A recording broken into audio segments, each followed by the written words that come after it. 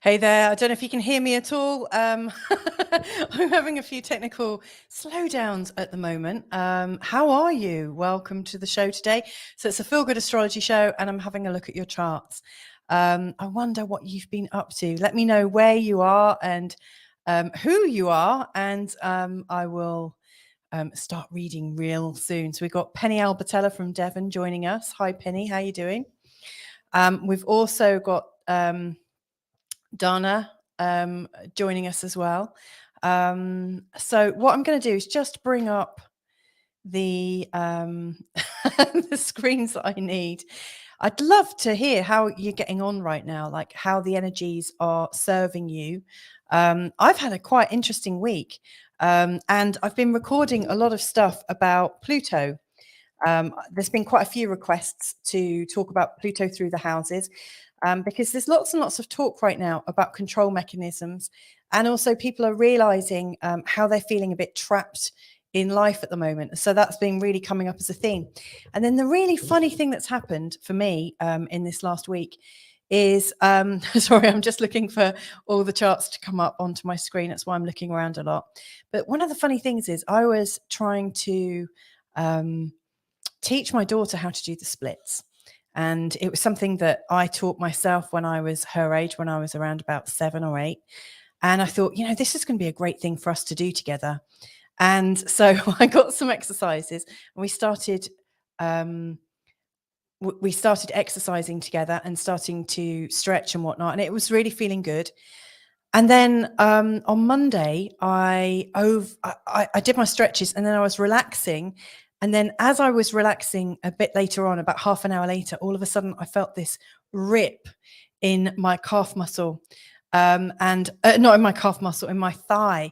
And I felt this shoot of pain. And so all of a sudden that one thing just changed the trajectory of my week. All of a sudden it was like, okay, that's not what we can do now.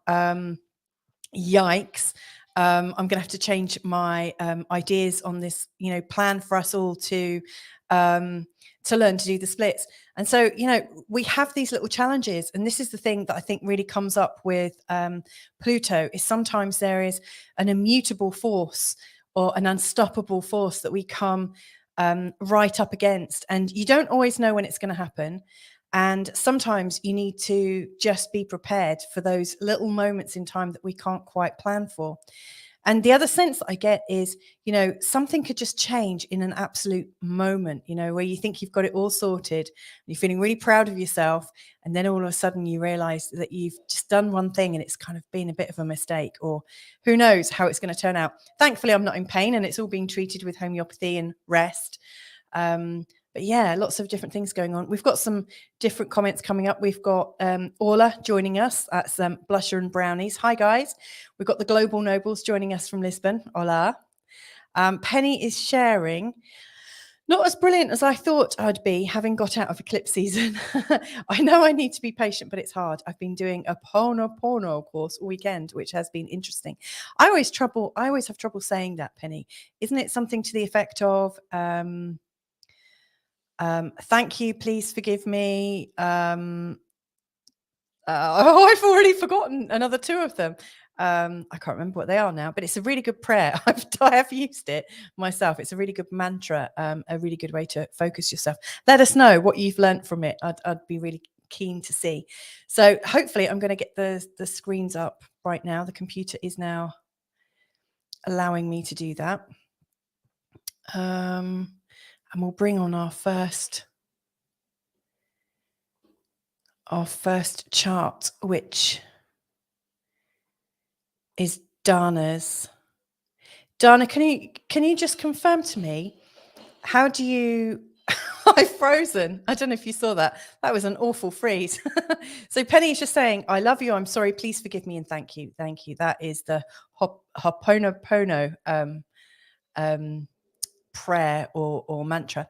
Okay, Dana, can you just confirm, is it Dana or Dana? Because I'd rather call you in the way that you prefer. I'm going to bring your chart up right now to have a look at.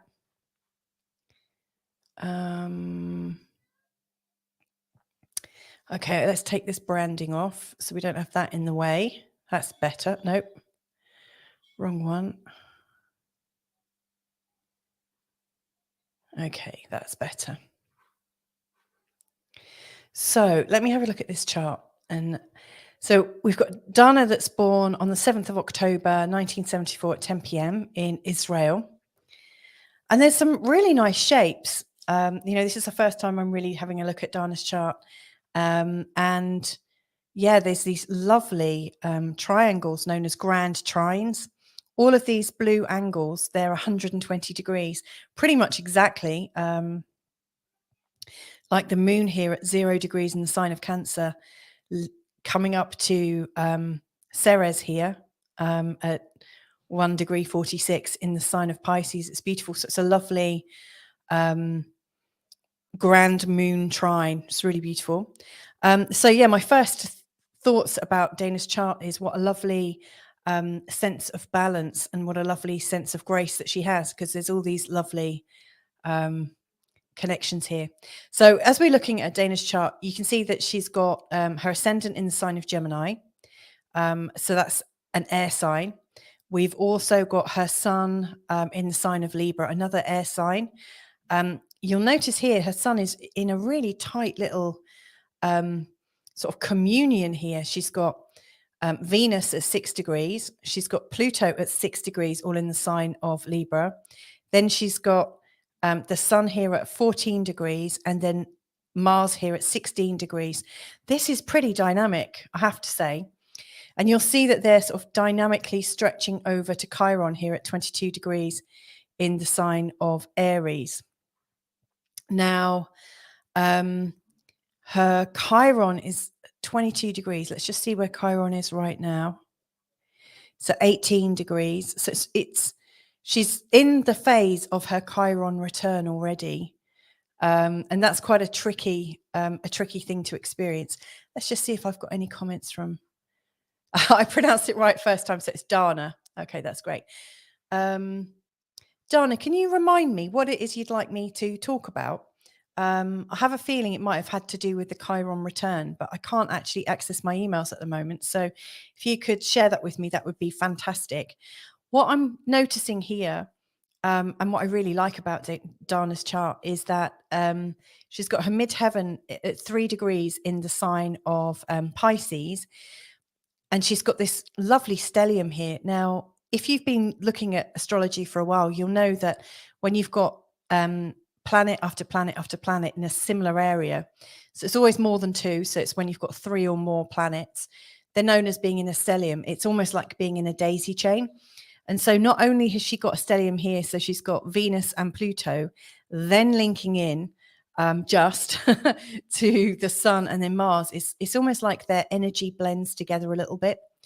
But she's got this lovely stellium between Ceres, which is the dwarf planet to do with mothering and nurturing and loving and really looking after things. She's also got Juno, which is the essence of higher love. Juno is the goddess of marriage and commitment and what we dedicate our life to.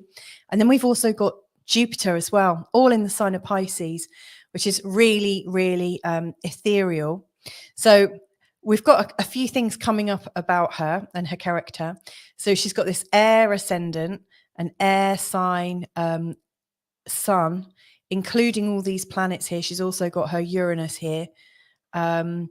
She's got her watery moon and then this stellium in water in the sign of Pisces. And it's right in this top part of the chart, which is known as the midheaven, which is about her career and her career expression and what's really good.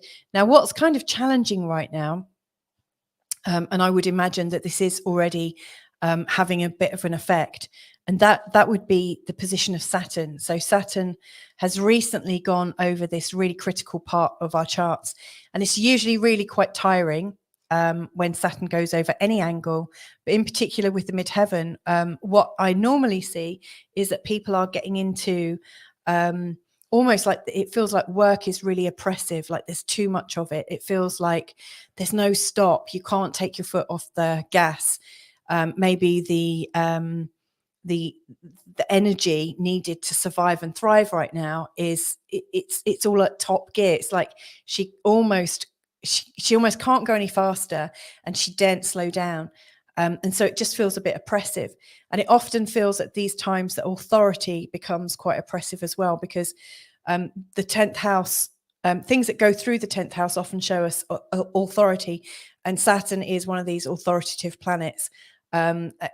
So it could be like a boss or people that you work around that are being a little bit less creative and a little bit more forceful.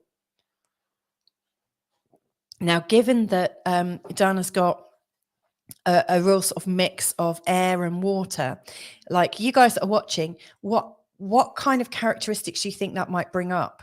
So you've got like an airy, the sign of Gemini is very much about flitting between things, being light, being cheerful, being talkative, connecting, making friends, flitting from sort of segment to segment to segment, being the life and soul of the party in a really sort of gentle and funny way.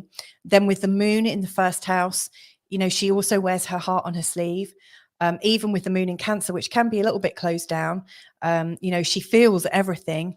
But with it in the first house, she'll be really quite genuine with people, really sort of let people in on how she's feeling. And then with her lovely, gentle, balanced sun in the sign of Libra, she'll really want to be graceful and diplomatic and helpful and kind. This is really close to the cusp between the 4th and the 5th house. And so she's really quite homely, wanting to bring people home, wanting to look after people, wanting to nurture them and help them in any way she can, and also create with them. Now, she's also got the conjunction between the Sun and Mars, which gives her a lot of determination. And then also with her Venus in a conjunction with Pluto, she's also got this sort of emotional persistence as well. It's giving her pleasing personality some grit and determination to get things done, which is really cool. And actually, I think it's probably quite needed with this sort of airy wateriness.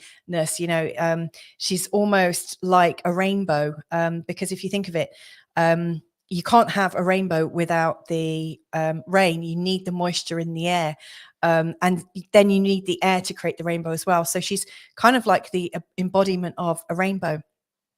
And then this area here, the midheaven, which is about her sort of final destination, or how she might want to be seen in her career, how she might want to keep her reputation and things like that. With Ceres, that's very much about the energy of taking care and looking after people.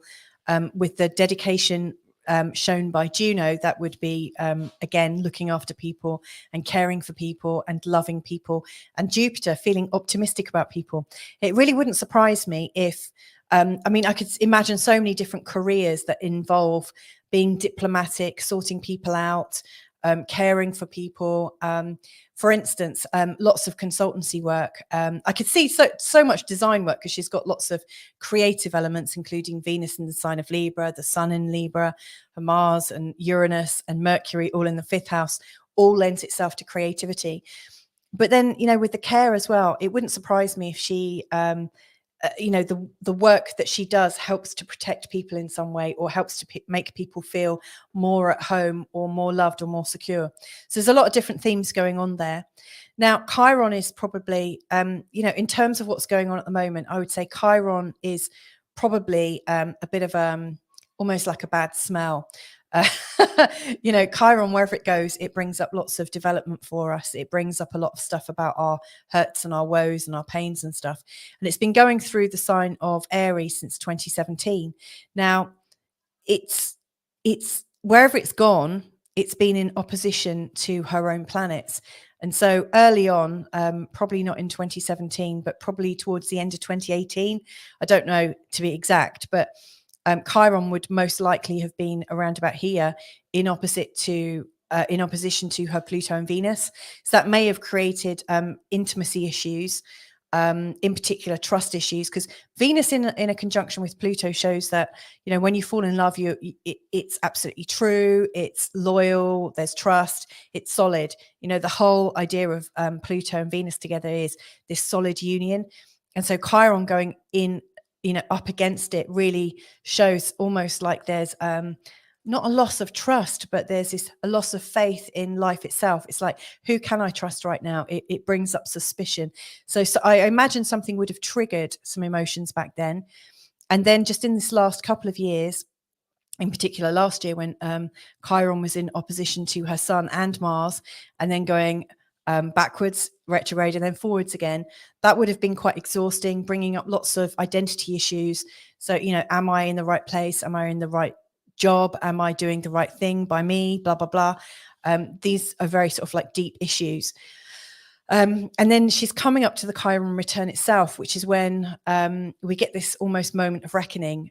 So we have these cycles within cycles. So, everyone that's watching today, I'm sure, will have been through their first Saturn return where, where's her Saturn? Here it is, at 18 degrees in the sign of Cancer. So after she was born, it would have taken about 28 to 29 years for Saturn to get round to where it was at the time, place, and date of her birth. Since she was born, Chiron has been going all the way around this chart. And right now it is almost there. And it hits its return anywhere between 49 and 51.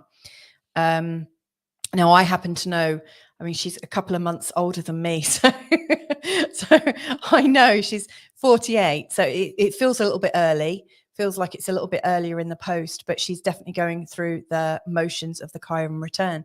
And it really reminds us of our most vulnerable hurt, our most vulnerable thing that's ever happened to us. If you also see here, there's also an opposition to Uranus, coming in as well.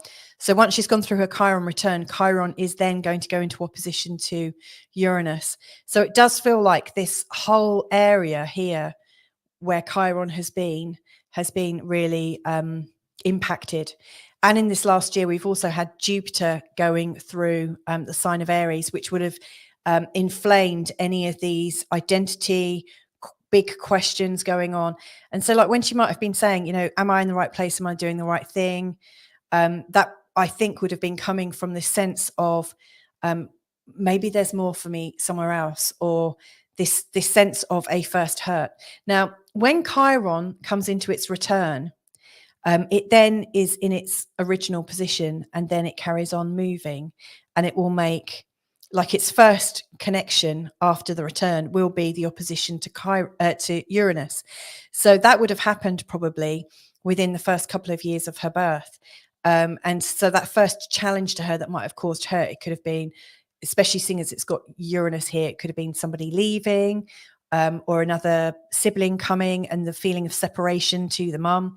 And then as Chiron moves, it continues to make other aspects, like later on it would have been in opposition to her Mercury, then to her vertex, and so on and so forth. And at some point it would have gone over her ascendant, over her moon. And each time Chiron makes a connection to something, it creates a wound. So at the time of her Chiron return, which is imminent, she's got this chance to kind of clear away the past and see what thinking brought up this hurt and what thinking kept this hurt persistent. And she's got the opportunity to kind of let it go. Things happen around this time to allow us to realize that the hurts we felt when we were 2, when we were 3, 4, 5, 10, 12, and all that they were painful at the time, but we've now got different skills. We've got different opportunities. We can make different choices. And so we don't have to keep feeling those same hurts again.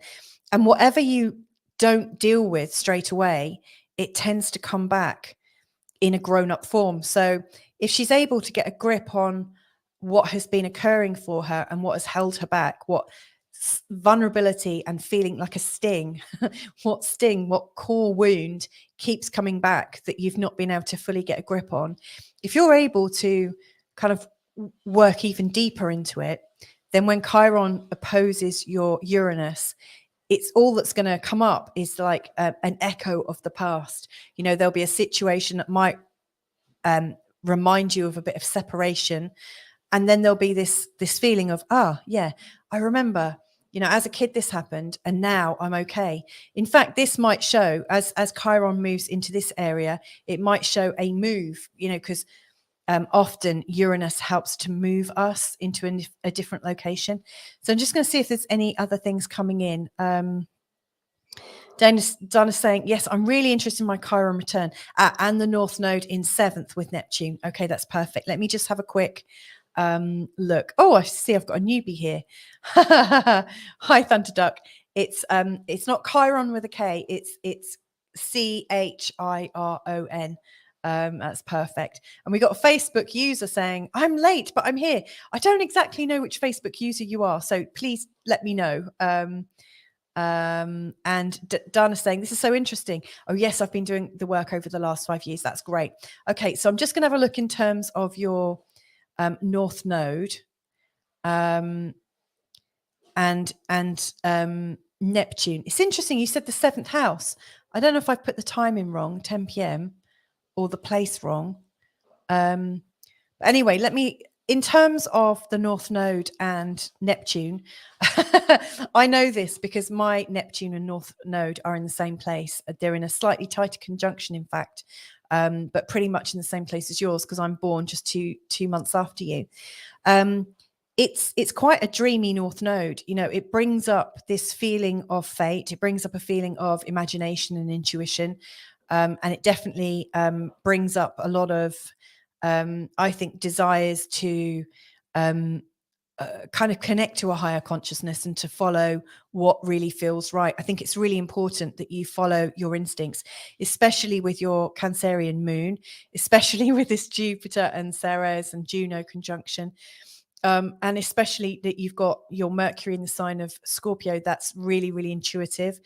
So I do think with your North Node, you should follow your intuition. Now, what's also going on with Saturn coming into this area is Saturn is also making a square to your Neptune and to your North Node. Now, it's not quite in that full position yet, thankfully. But like you, with these this Jupiter and Ceres and Juno conjunction that you've got all together, I've got those as well, a little bit further on, and mine are also in a square to my Neptune and my North Node. With these squares, as Saturn progresses, it's going to connect into a square feeling with your Neptune and also your North Node. Now, with the square to Neptune, I think it really brings up a feeling of uncertainty. And I think that is actually one of the characteristics of a Neptunian North Node. It brings up a certain dissatisfaction or a level of, am I ever going to feel satisfied? Am I ever going to feel like I've got it right? It's almost like there's this continuous quest, and you'll never know if you've actually reached it. It's really undefinable. It's undefinable almost. And with the square to the North Node, it feels like there's this reminder or this feeling of I should have been doing more by now, and a frustration that you're not able to do it. So I do think you need to take it easy over the next few months because your Chiron return is definitely coming into play. And so that will be bringing up a lot of stuff for you. And at the same time, you've got Saturn playing his part, going through your 10th house, which will help. To me, as I'm looking at this, I think what's coming out of your chart is that this looks like a time of great responsibility. It looks like a time when there are certain inevitable things that you have to consider and take responsibility for. And there's no easy way to deal with it other than to kind of keep your head down and plow right in. And that doesn't sound very intuitive. It doesn't sound very butterfly-like to, talk about your ascendant. And, it's kind of not a very pleasing thought in terms of your sun and Venus and Pluto and Mars. You just want to feel free, and it feels like at the moment there's a lot of responsibilities to attend to. But what I will say is there are some times coming up that are going to help you to feel freer. So as you're going through this, I actually think the hardest thing is going to be Saturn, getting Saturn out of this area. And as I look ahead, I'm just flicking through my book quickly.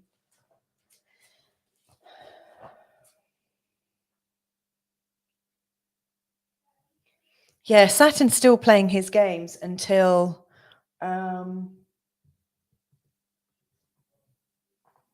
Saturn should be fully clear. He's fully clear by March 2024 of this area. but is still really applying into this square to the North Node. So it will probably feel like there's lots of karmic tests, like lots of things coming up. But all of these things will be helping you define your question and get closer to your answer. That's my strong feeling about it.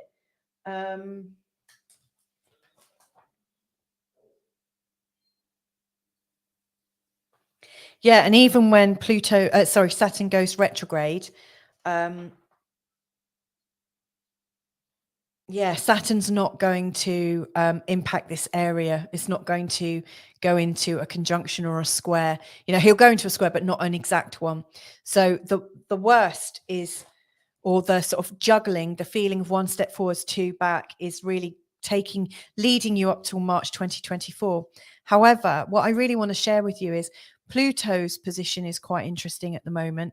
You know, it's at 0 degrees in the sign of Aquarius. It's about to go back into the sign of Capricorn, but Pluto is now in an air sign, or, you know, will be from January. It's going to be permanently in the sign of Aquarius for the next 20 years until 2043. And in that time, Pluto is going to make, in fact, Pluto is technically in a trine already with your Venus and with your Pluto. So the Pluto trine is really quite beneficial.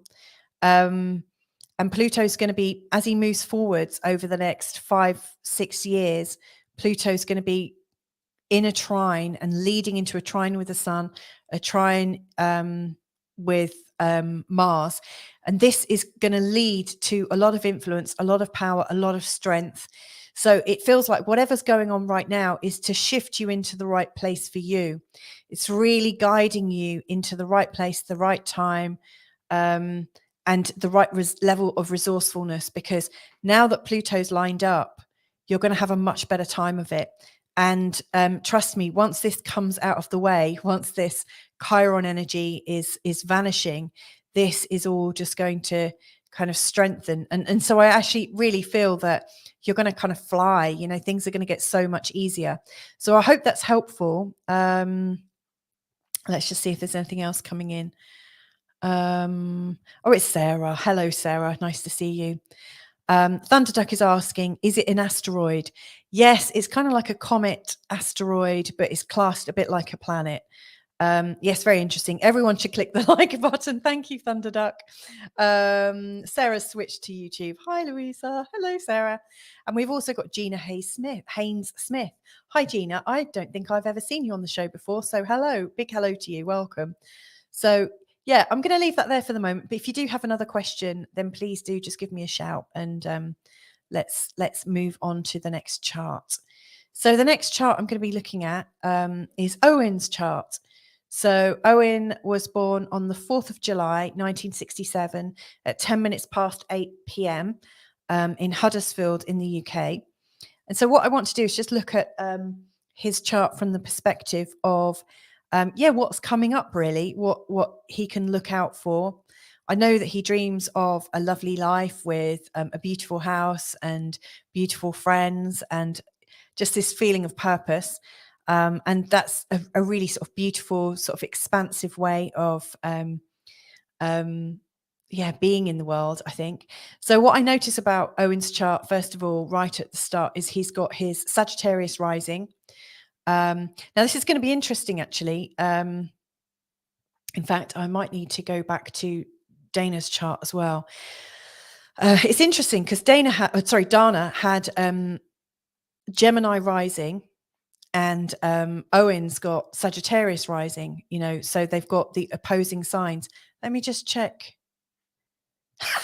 How bizarre is this? Now, these kinds of accidents never just happen. I always think this is an indication that we're being guided somehow. So Dana's chart, her ascendant is 22 degrees in the sign of Gemini, and her descendant is 22 degrees in the sign of Sagittarius. Then Owen's is 22 degrees in the sign of Sagittarius, and his descendant is 22 degrees in the sign of Gemini. Now, how does that happen? You know, at 360 degrees, how do the two people that I'm working, like 2 out of the 3 people, have this polarity at this like 22 degrees? That's outrageous. I'm not looking at that one just yet. Yeah, that's incredible. So anyway, the other thing that I think is kind of interesting that both of these charts have come up for me in this last week is that we're heading into June. And in June, we've got on the 4th of June, we've got the full moon in the sign of Sagittarius. And that's happening around, I think, crikey. Let me just tell you the degrees it's happening at.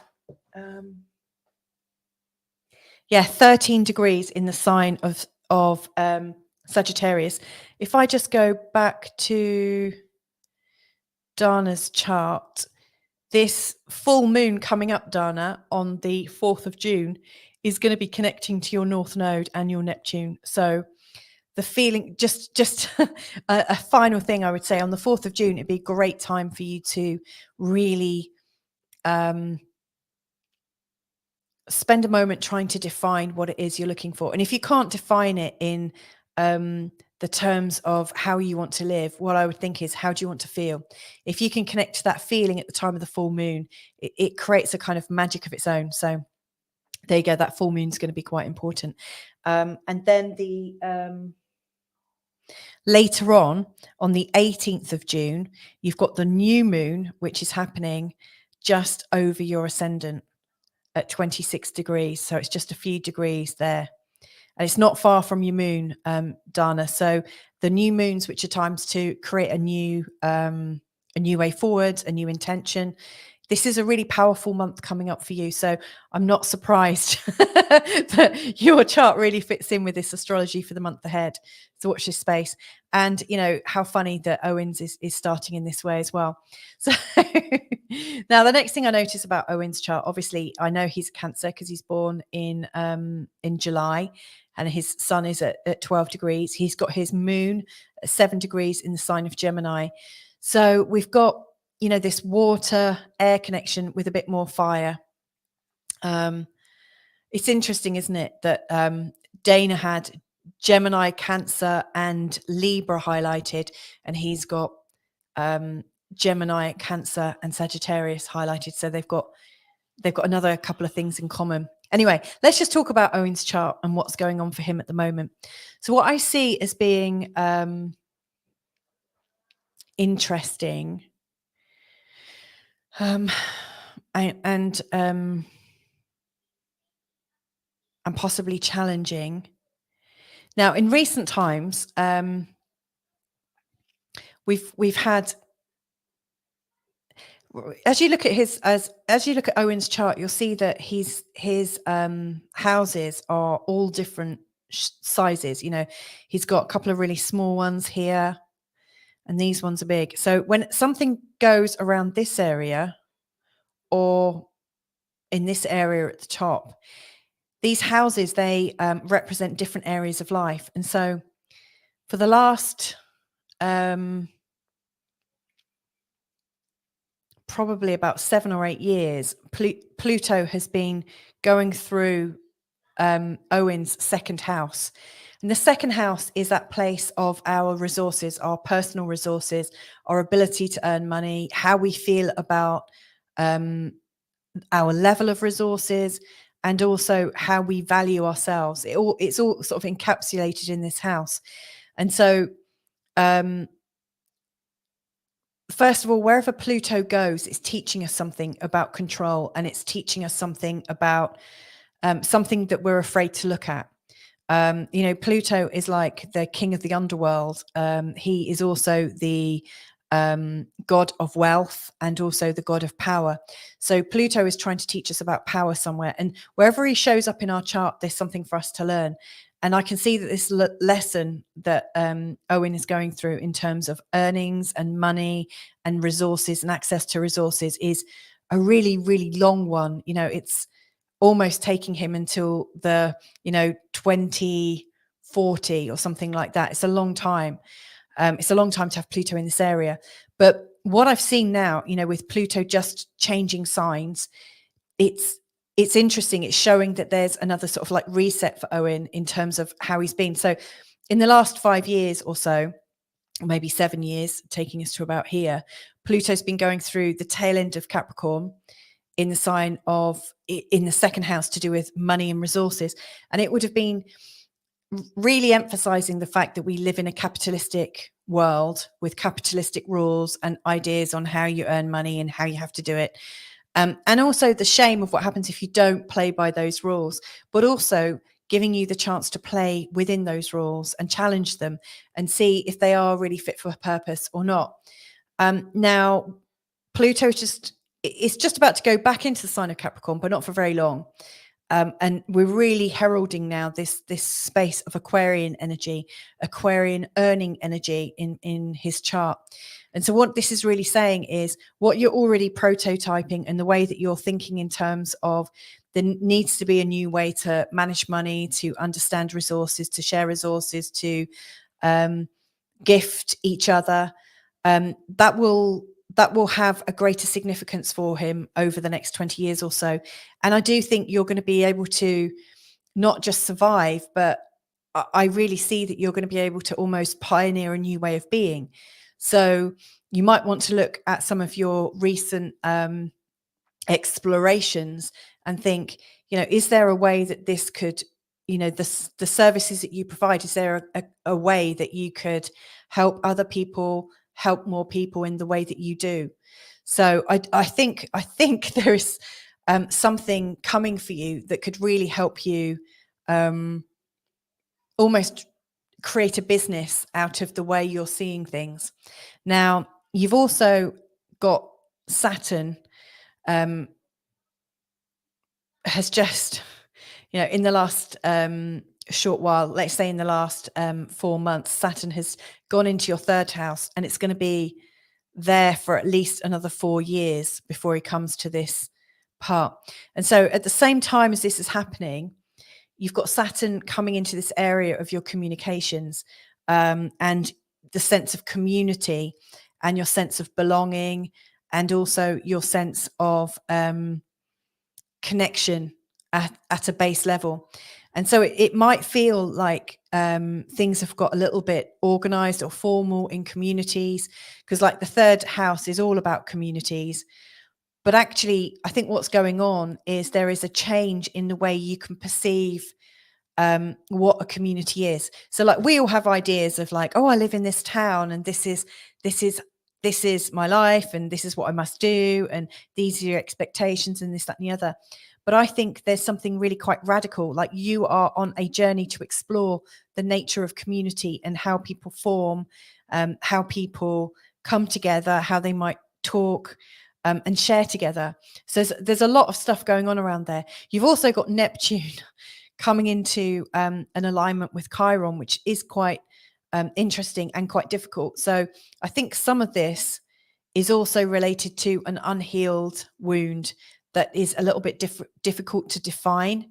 And so most likely it would be more helpful to stop trying to define it and just to sit with the feelings and work out how they feel, where you're feeling them, and then through sort of some kind of shamanic process or with some help of somebody that you might trust, that they might help you to understand that when these feelings come up, how you can control those feelings or manage them out or love them out or work with them in such a way that you're able to release them. Because like Neptune really does create so much intuition, and also you can tune into so many different vibrations at the same time with a finely tuned Neptune that it becomes very difficult to exactly know where you are. And I do get that kind of spaciness around the feelings of hurt. It's almost as if it's been easier to tune out of pain so you don't have to deal with it. And so what I'm seeing here is you're actually getting the opportunity to notice what you're feeling in your body rather than try and attack it from a spiritual perspective or a historical perspective. It might be easier just to notice what's coming up in your body and deal with it in that way. You've also got your Saturn return coming. Now, it does sound like I'm just picking on loads of stuff, and it's oh god, that's oh no, and there's this, oh no, and there's this, and I really am going to be talking more upbeat soon, I promise. It's just there's a lot going on, and you're also born and I've done a couple of shows about this in the past. You're born at a time when there was the Pluto and Uranus conjunction, and also when Chiron and Saturn were in a very similar place. So, as something is aspecting this area, it's also knocking on the doors of these guys up here. So, yeah, there's a lot going on. Suffice to say, these are big patterns. As I'm looking at this, I can't help but think that what is going on isn't just about you either. It's about a whole line of hurts and stuff going on in your family. And I think you're the person that's come in almost to break it, but also just to walk away because the intensity of it is too much to bear on one person's shoulders. So there is that as well. I'm going to move on to some more interesting things, more upbeat things. So you've got your North Node return going on right now, which is very much indicative of a change of pace, a change of karma. Like it feels like a new direction is beckoning. And very soon in the next 4 months, it's going to be right over your angle to do with the home, and your South Node is going to be right on your midheaven. Now, this is a really fundamental time.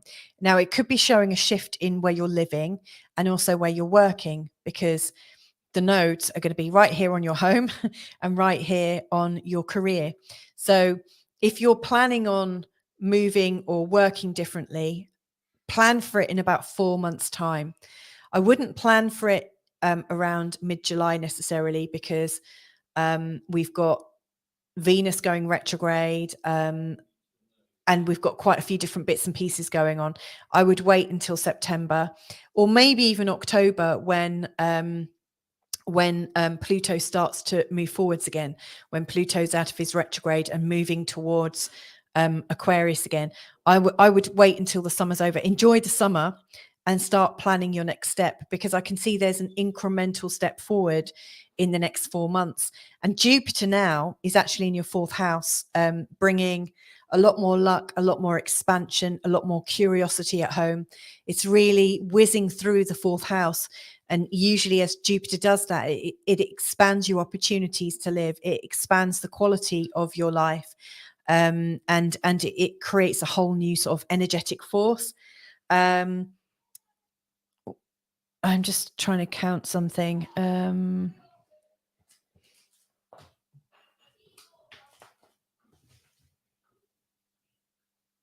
So by the end of March next year, so by the end of March 2024, is that where it is? Yeah. Jupiter's going to be going into your 5th house, which is a place of real creativity. And that will be really emphasizing a new, almost industriousness. And a month later in April, Jupiter and Uranus are going to be here at 21 degrees in the sign of Taurus. Now, what I like about this is Jupiter and Uranus are going to be lined up in a trine with your Uranus and Pluto conjunction in the 9th house, which is about writing and publishing and also traveling. And it's also going to be aligning to Chiron here. It's also going to be in opposition to the part of Fortune and Neptune, and also Vesta. It's also going to be tying in with your Mercury retrograde. So it's going to be pulling on a lot of things, and it's a really sort of exciting new energy. So if I was in your shoes right now, here's how I would kind of piece it together. I would say that there's a new idea of how you might live and how you can work with resources in a new way, in a way that nobody else is really piloting. And you might choose to turn that into a business, like how you might offer that service out for other people, or how you might even become a broker in those experiences. At the same time, there's an interest in the formation of communities and community conversations, how people get together and how people work together. So I can see that all going kind of hand in hand. At the same time, there's a window of opportunity of 4 months that could really change where you live and where you work in quite a significant way, which will put you back almost back on your new path. And I don't want to say new path necessarily, because there's nothing to say that you're not already on a really good path, but it almost feels like there's a new development, a new move forwards. And then towards April 2024, there's a really exciting opportunity. So if I was in your shoes right now, and obviously I don't know what's going on in your head completely or even a little bit, I might have some ideas because I'm, lucky enough to know you as a person. What I imagine is going on in your head mixed with what I'm sharing with you could help you put a plan together. So that's where I think I'm going to leave it. I hope that's been helpful to you. Yeah, I really hope that's been helpful to you. And I've got one more chart to look at. I've got some more people joining us. So let me just answer some of these. So I said hello to Gina. Thunder saying, Chiron is a centaur. Yes, he is. There's quite a few centaurs and there's a lot of mythology around them. Chiron's also known as the wounded healer. And I've got a whole playlist about Chiron. So if you're interested, Thunderduck, if you send me your time, date and place of birth, I'll find out where Chiron was at the time, place and date of your birth and send you the bits in my playlist that will help you. Dana's saying, thank you. It's so fascinating. Normally I use whole house. Oh, okay. Well, I can always have a look at that. If ever you want me to look more deeply into your chart, then just drop me a line, and we can look at your whole house. Thunderduck, a centaur is sort of like a comet and can have a tail. Very cool. Yep, absolutely. And he's larger than any known comet. Yeah, I mean, that's why a lot of astrologers use him as actual, as a planet. I've been using Chiron for about 10 years. And there's a whole sector of astrology that use Chiron all the time. I think they're called the Magi astrologers, and they're really quite, I don't know, they're quite mysterious, I have to say. We've also, Penny's saying that she's loving these synchronicities. I've got Ankur Banker saying hi. Hi there. Newbinet's joining us as well. Hi, Newbinet, a fellow Sagittarius. Yeah, so all of you Geminis and Sagittariuses, or if you know that you've got your moon or ascendant in the sign of Gemini or Sagittarius, I'm going to be releasing my June forecast later on tonight, roughly about 10 o'clock. And it will give you a lot of information about the new moons and the full moon, the new moon and the full moon, which will be in those signs. So it's really sort of important for you to pay attention to that. Right. So I'm just going to, I need to find this chart for my last guest. And I realized I didn't get it done in time. So I'm just going to ad lib and just chat in general while I quickly draw up this chart and share it. So please do forgive me. Let's just find their time, place and date of birth. Yes, this is who. So I'm going to be looking at the chart of somebody called Orla very shortly. In particular, looking at, oh, crikey. Oh, this is a bit difficult. Hang on 1 second. Might need to use another computer.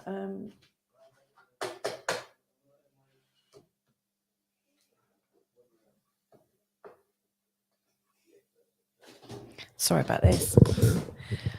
We've had office change arounds and I haven't quite, you know, when something changes and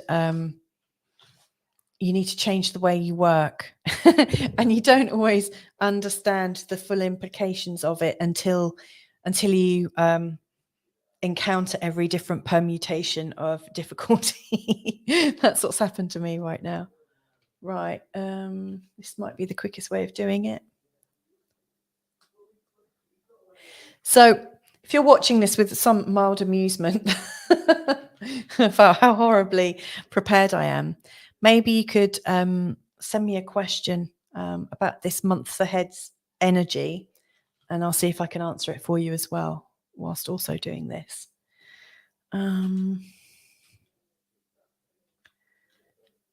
Okay. Oh, this is interesting. So we've got a Pisces. I love this. Orla, I'm loving the look of your chart. Thank you for letting me look at this. I'm doing this in real time. Let's just send this over to myself. Whoops.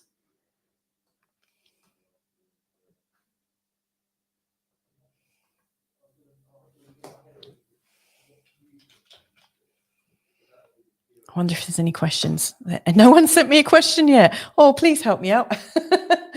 Right. All right. Now, how do I share this?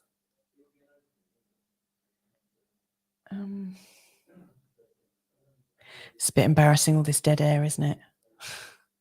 Oh, I might have a question. Okay. So Nubinet's saying, I hope to have a good energy for June since I'll have a month of travel. Yeah, that's exciting. Where are you starting your journey from, Nubinet? Where are you coming into? Okay, I'm almost there. I can't believe I've almost done this.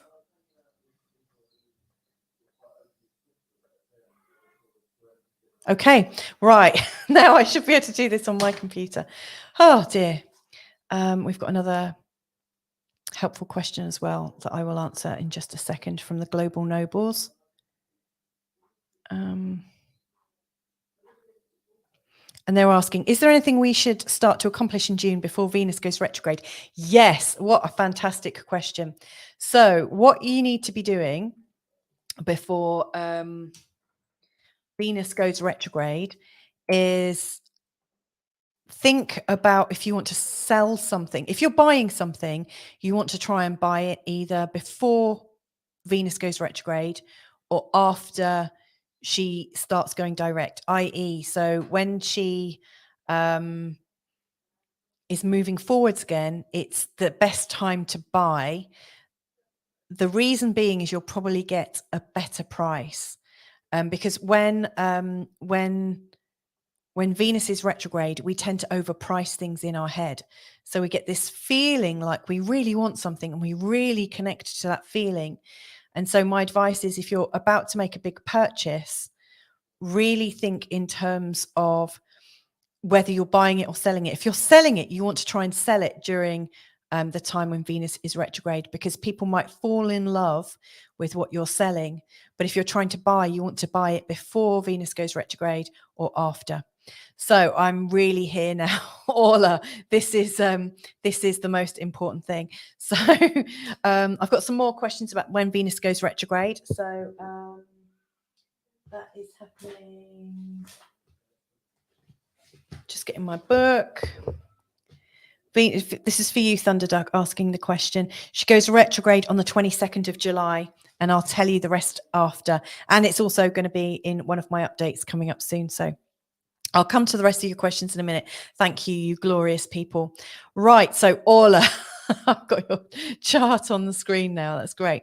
So what we noticed with Orla, and so let's just check. She hasn't got any sort of big Gemini affiliation, but she has got her Neptune at 20 degrees in the sign of Sagittarius. So that's very, very similar to the 22 degrees of Sagittarius and Gemini. Anyway, Orla's chart, she's got her ascendant in the sign of Virgo, which makes her quite grounded, wanting to be grounded, which is hilarious because she probably doesn't always feel that grounded. You know, she's born literally just after the new moon. So her sun is at 7 degrees 31 and her moon is at 7 degrees 45. So she is born at the time of the new moon, pretty much exactly in the new moon. And it's in the sign of Pisces, which is super, super sensitive. She's also, as I'm sort of expanding this here, she's also got asteroid or dwarf planet Vesta at 6 degrees 36 in the sign of Pisces. Now, Vesta is about truth. And she's also got Ceres at 2 degrees in the sign of Pisces. Now, Ceres is about nurturing, looking after others. Vesta, like I said, is about truth and your version of truth and the feeling of sacredness. So you've got protection, sacredness, then her sun, which is about her personality and what she stands for, and her moon, her feelings. And all of that is coming together in the sign of Pisces. It's super sensitive. What Orla probably has, you know, in terms of her feelings, is it just feels like she can connect into everything and not sometimes know what is hers and what belongs to somebody else. Sarah's watching this, I know, and Sarah has training in access consciousness. And I know one of their great questions is, who does this belong to? So I would imagine with Orla, she picks up a lot from other people, and her feelings feel really paramount. But what's really hard for her at the moment, really hard, is that we've got Saturn, and I've already spoken about Saturn. Saturn has been in the sign of Pisces since I think the beginning of March, off the top of my head.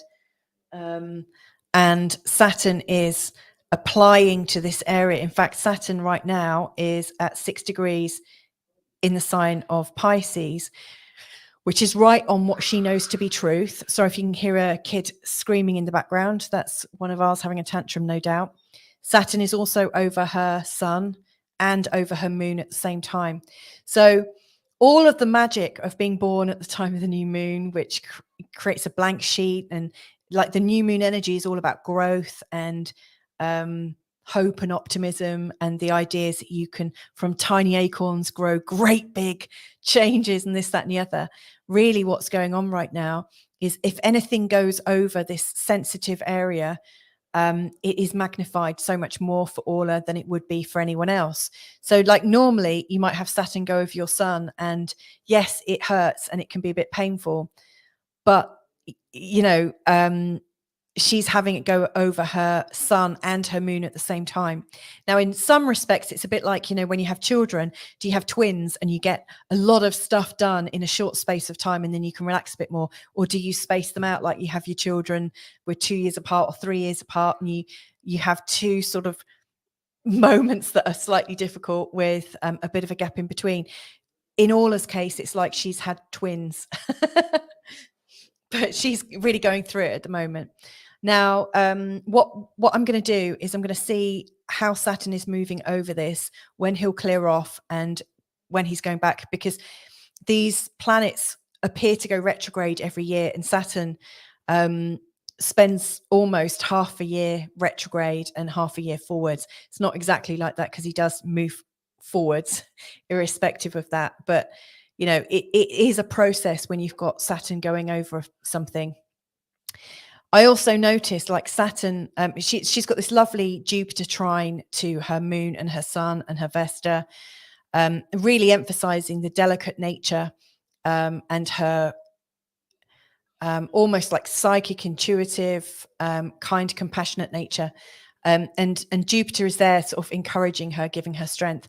She's also got Uranus here in, this is interesting as well. Her Uranus is exactly at the part of her home here, the IC, which is about our stability and where we live and how we live. And having Uranus here often shows up in people who've had slightly challenging upbringings, you know, like stuff happens in their early childhood, or there's some kind of feeling of separation. Uranus creates a feeling of separation quite a lot. And with her Uranus here, I think when there are big triggers going off, it can really take her back to those feelings of separation from home.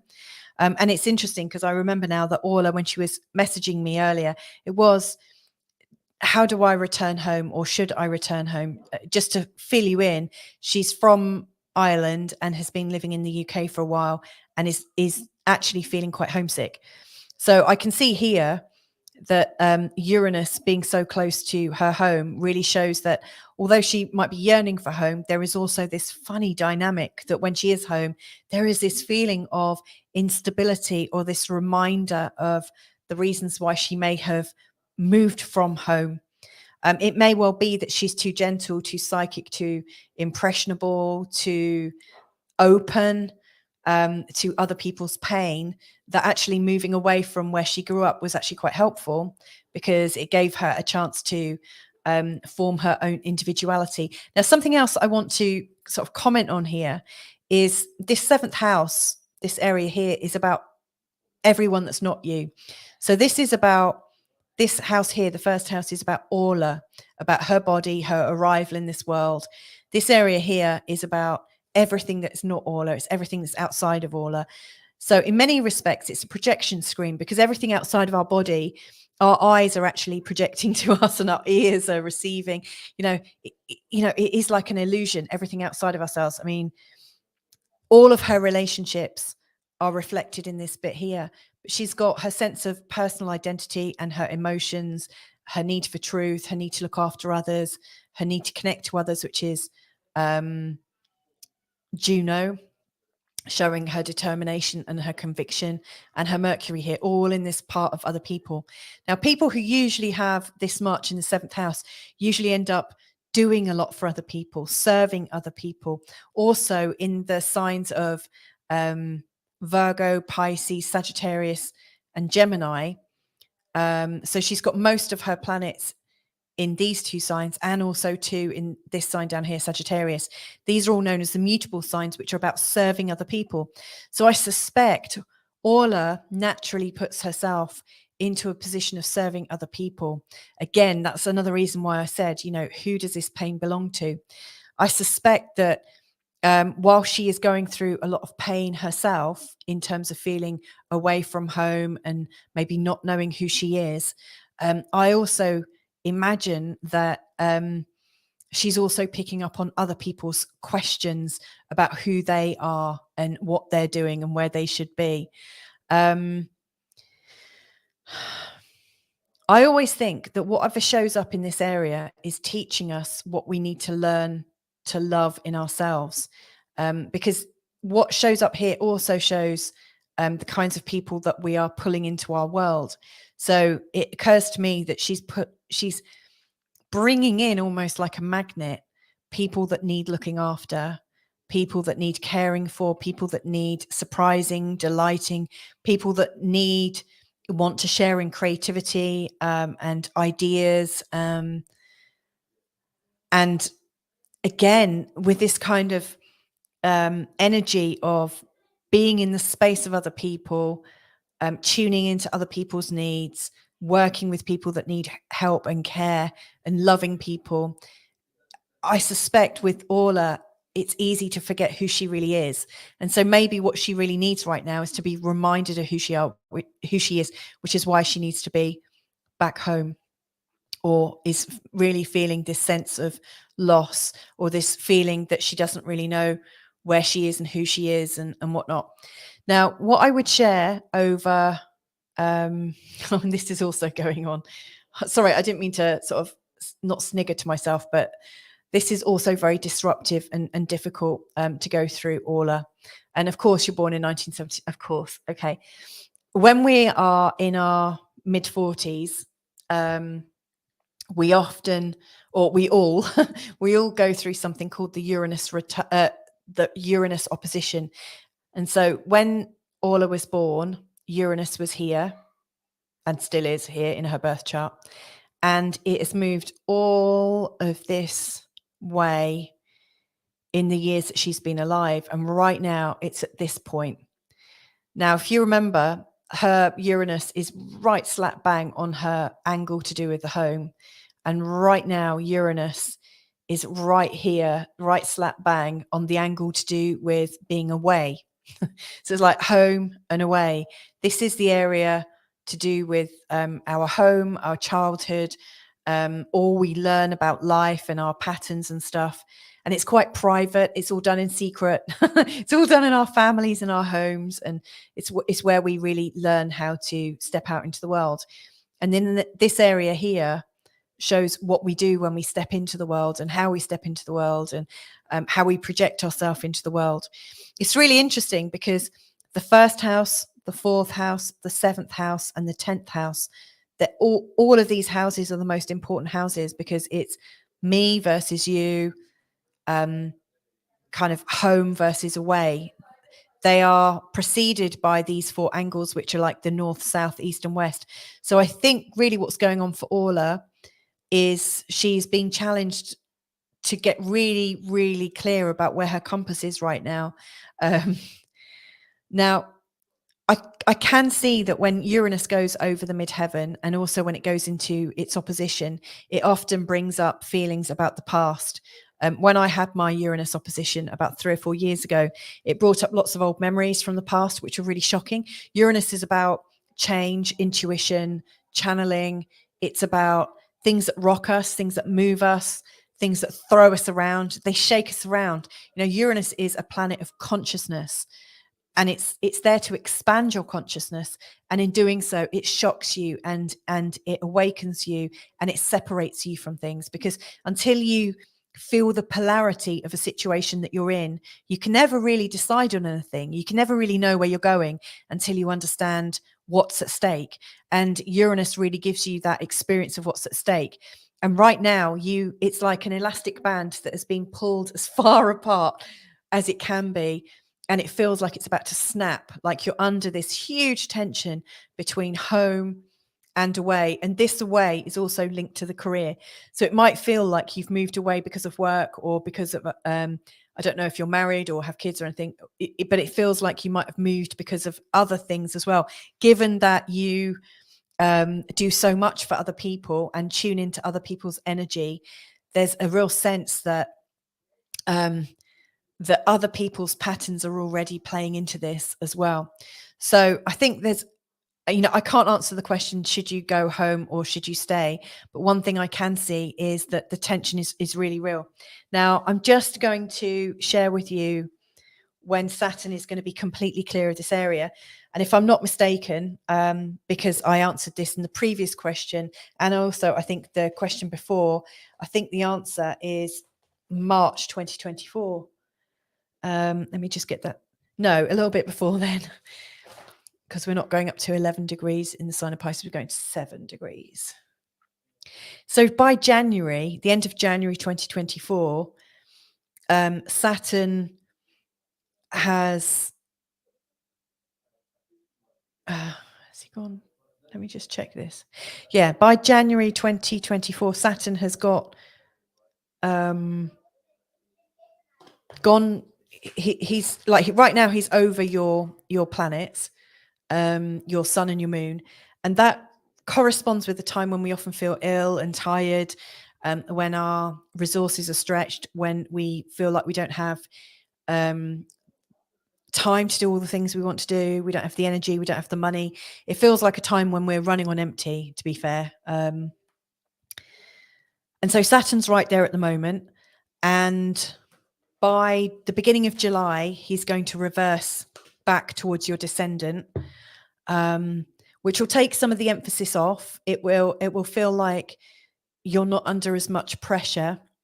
And then from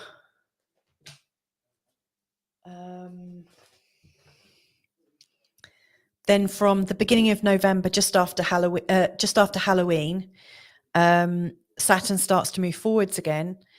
And then by January, the end of January, he's right over your sun and moon. And so what I think is, it's probably not the right time to move just yet.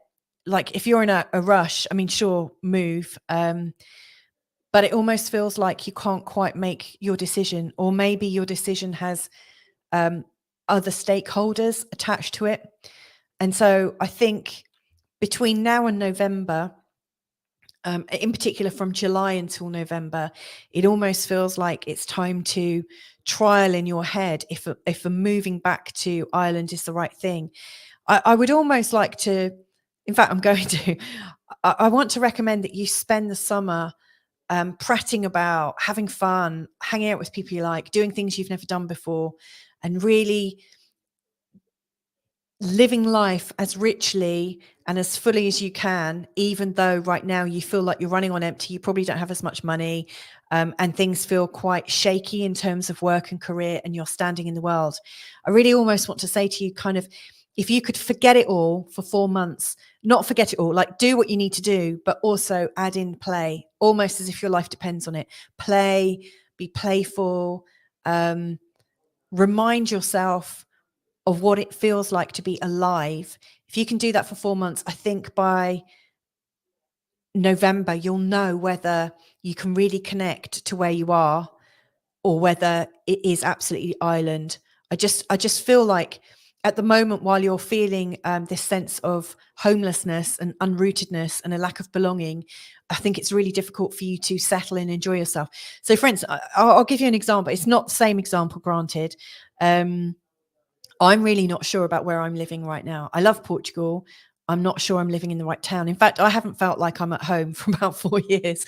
We've been on the move a lot, and I don't even know now if I can put my finger on what it feels like to be at home. And yet, in this last 3 weeks, we've just made some little decisions, really small ones, and moved the office downstairs so I can be really connected to the back garden. I've now got an office garden. I've got a garden behind me, like my plants. Hello, plants. I'm doing what I can to bring as much joy and spontaneity in as possible, just so that there is this feeling of like it's about bringing the playfulness back into your life. Reminding yourself of what it's like to feel childish and happy and spontaneous. And already I'm starting to feel a bit more of a sense of belonging. I I don't even know. This place might be the one that we stay in for quite a while. But what I know now is I feel more connection to it, so that I'm in a much more resourceful place to be able to make that decision. And what I really notice right now with your chart, Orla, is it's really difficult for you to be in the right decision to be able to make a decision that will really help you, because you're almost too tired and too much in it. So I hope that's helpful. And if I can be of any further help, hopefully you know how to find me. I know you do, because you've got my email address. So I'm just going to answer a few questions and then sign off. So where do we get to? Yes. So all are saying, curious about this. I'm only learning all about this. Thanks. That's cool. Newbinet is going to Lisbon on the 6th, then Porto, Algarve, France, and then back to Lisbon. Well, that sounds really nice. And if you're coming anywhere near the Silver Coast, Newbinet, we'd love to meet you in person. So Thunderduck was asking, when does Venus go retrograde? So I think I said July. Crikey, I've just looked ahead too far. July the 23rd, and then by September the 3rd, she's going direct again. So just to reiterate on that, if you're buying things, try and buy it before she goes retrograde, or get a firm agreement on a price, or wait until after the first week in September. If you're selling something, try and absolutely sell it during those times when people are more likely to have an emotional pull to what it is you're selling. Thunderduck is saying, I'm considering a large purchase, a big purchase, maybe this week, but it's good to know I have some time to reconsider. You definitely do. So absolutely don't worry about that. Yes, that's totally me. All is saying. Global Nobles is saying, Newbinet, if we can be of any help or treat you to a coffee while you're in Lisbon, Louisa has my contact info. Yes, I do. I'm very happy to put you in touch. So just let me know if you'd like me to do that. Thunderduck saying, thank you, Louisa. You're an angel for sharing so much information. Bless you. Thank you, Thunderduck, for being you're such a good sport. You support us all so beautifully. Newbinet saying, the Global Nobles, thank you for offer. My exit is more stressful than I planned. I'm assuming I'll be there on the 6th, provided I get my passport. I may have to push Lisbon back, but I hope not. Blusher and Brownies is saying, thanks, Louisa. Newbinet is saying, I'll try and get to a meetup on June 28th. That'd be fantastic. I'd love to see you there. The Global Nobles is saying, know how that goes. Travel can be stressful. Either way, it should be a beautiful trip. Okay, so hopefully that's everything all sorted. I hope that was helpful to you, Orla, and to Owen, and also to Dana. It's always so fascinating how things link in. Everyone that I was speaking to tonight had something going on with Saturn. And as any astrologer will tell you, when Saturn or Uranus or Pluto is aspecting their chart in quite a painful way, that's when we get calls. Pretty much everyone that is calling us for those reasons. So anyway, take care, all of you, and see you sometime in the near future. Bye for now.